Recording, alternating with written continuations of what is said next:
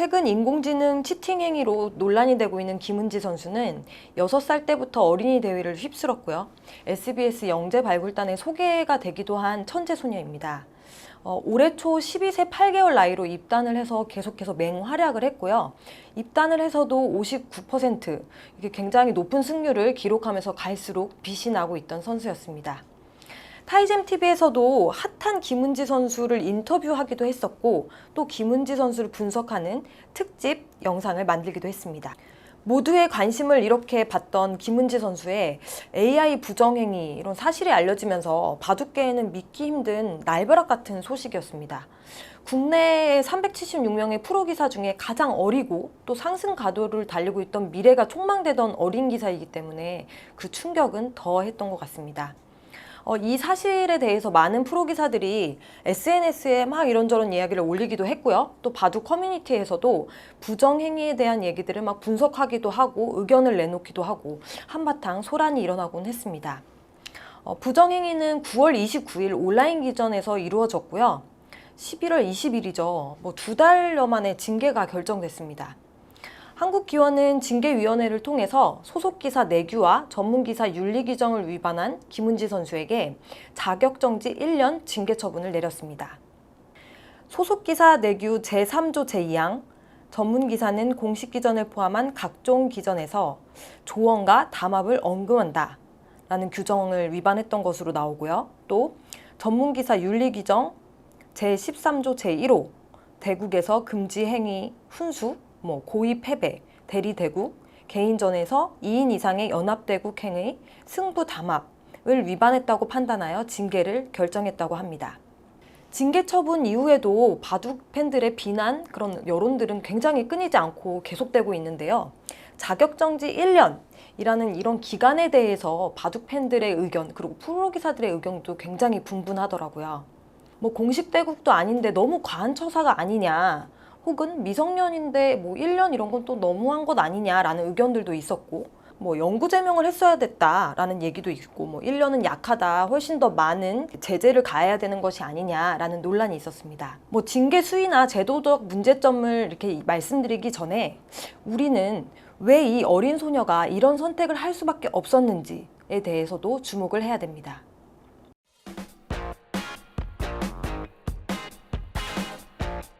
최근에 그 천재 바둑 소녀라고 굉장히 화제를 불러일으키던 이제 어린 소녀가 있는데, 이것저것 부족해 보이지 않게 성적도 굉장히 잘 내고 있었는데, 이 친구가 인공지능으로 부정행위를 하게 됐어요. 그래서 바둑계가 발칵 뒤집혔는데, 이렇게 뭔가 부족해 보이거나 성적이 나쁘지 않은 학생임에도 불구하고 이렇게 부정행위를 한 이유가 무엇일까요? 단순히 이기고 싶어서 그랬을 것 같지는 않거든요.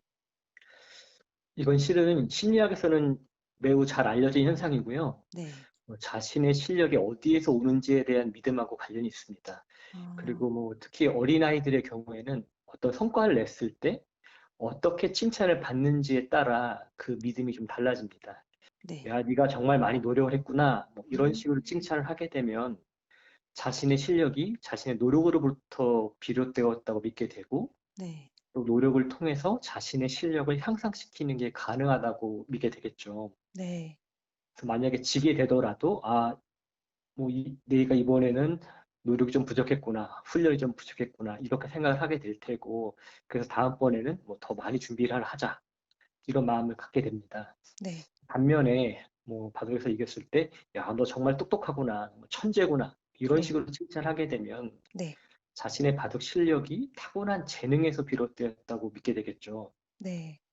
그래서 자신의 실력을 입증하기 위해서는 자기가 천재라는 것을 입증하기 위해서는 무슨 수를 써서라도 이겨야 되겠다. 그런 어떤 절박함이 생기는 거죠.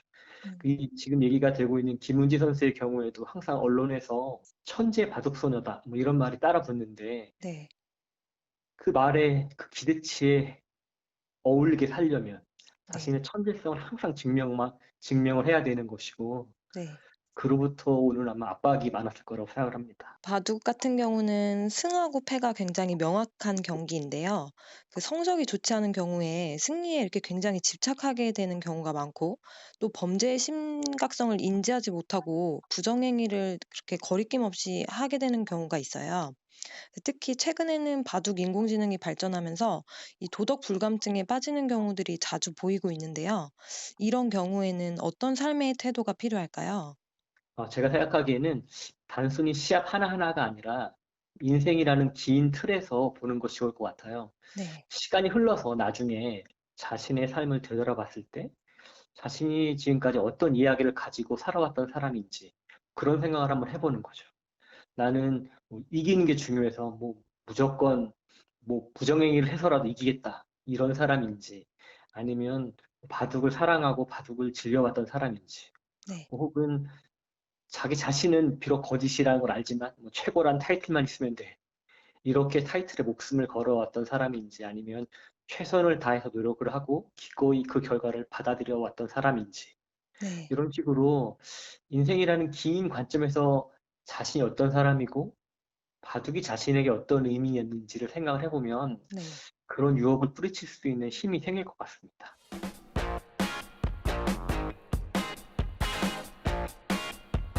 사실 프로 기사의 인공지능 치팅 행위 이런 거는 좀 있을 법했던 이야기이기도 하고 언젠가는 터질 일이었다라고 해도 과언이 아니었습니다. 뭐 자존심이 있지 아니면 뭐 프로 기사는 안 그럴 거야 라는 뭐 이런 생각을 하긴 했는데 어찌 보면 안일하게 모른 척하고 지나갔던 것일 수도 있습니다. 뭐 상상만 했던 일이 실제로 이렇게 일어나자 한국기원에서는 부랴부랴 인공지능 프로그램 사용 금지 등에 대한 소속 기사 내규를 신설했습니다. 규정 위반 시 자격정지 3년 또는 제명의 징계가 내려지며 또한 즉각적인 시행이 어렵거나 해당 전문기사의 기존 출전이 부당하다고 판단될 경우에는 대회 출전을 30일간 정지할 수 있는 긴급 제재 조항을 신설했습니다. 뭐 이렇게 한국기원이 김은지 선수에 대해서 자격정지 1년 징계 처분을 발표했는데요.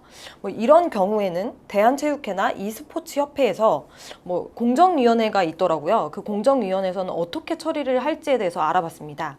먼저 대한체육회 스포츠공정위원회에서 2019년에 발표한 결정 사례집을 살펴보겠습니다. 2019년에 발행한 사례집이라서 뭐 올해 변경된 사항이 좀 있을지 확인이 어렵다는 점 미리 말씀을 드리면서 설명을 드리겠는데 여러 위반 행위가 있더라고요. 뭐 금품 수수 비위 및 횡령 그리고 폭력 뭐 이런 여러 가지들이 있는데 그 중에서 바둑에 해당이 될 만한 사항은 승부 조작이라고 보여집니다.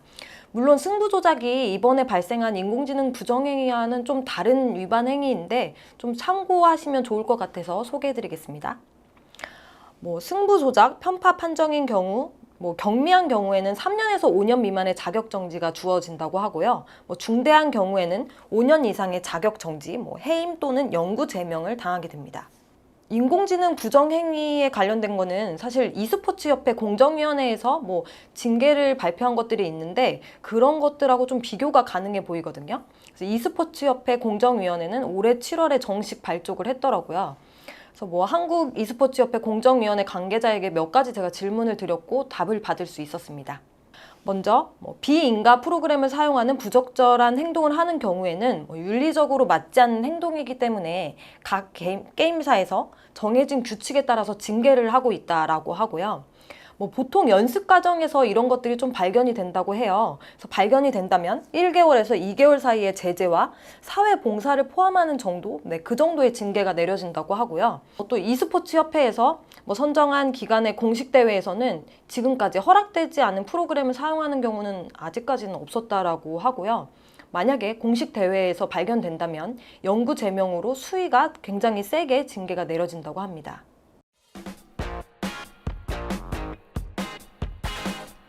인공지능 부정행위에 대한 경고는 여러 차례 있었습니다. 올해 1월 입단대회에서 인공지능을 이용한 부정행위가 있었는데 그 당시에 한국기원에서는 해당 선수를 업무방해죄로 형사 고발하기도 했습니다. 과거에 또 2018년으로 되돌아가 보면 현역 프로기사가 해외 바둑 사이트에서 AI를 활용하다 적발된 적이 있는데요. 즉시 시인을 했고 사과를 하면서 경징계에 머물렀습니다.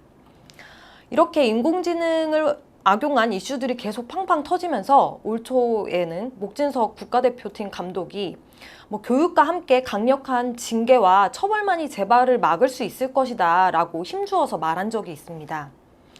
당시에 목 감독은 치팅에 관한 규정을 대폭 강화해야 한다. 이런 행위를 한 선수는 바둑계로부터 영원히 퇴출해야 한다. 프로기사들도 마찬가지다. 지금은 AI를 활용한 치팅에 관한 규정이 굉장히 모호하지만 징계위원회에 회부될 수 있다. 이 정도로 굉장히 모호하다고 해요. 그러니까 무조건 제명이라고 못을 박아 놓는다면 무서워서라도 부정행위를 함부로 할 수 없을 것이다 라고 말을 한 적이 있습니다. 앞으로 마치 닥칠 일에 대해서 예견이나 한 듯 이렇게 처벌에 대한 강한 이야기를 하곤 했습니다. 하지만 규정을 손보지 않아서 호미로 막을 것을 가래로 막는 셈이 된 것이죠. 특히 김은지 선수가 인공지능 치팅을 했다라는 것을 인정하고 나서도 아무런 제재 없이 2달 동안 공식 대국을 계속 이어갔거든요.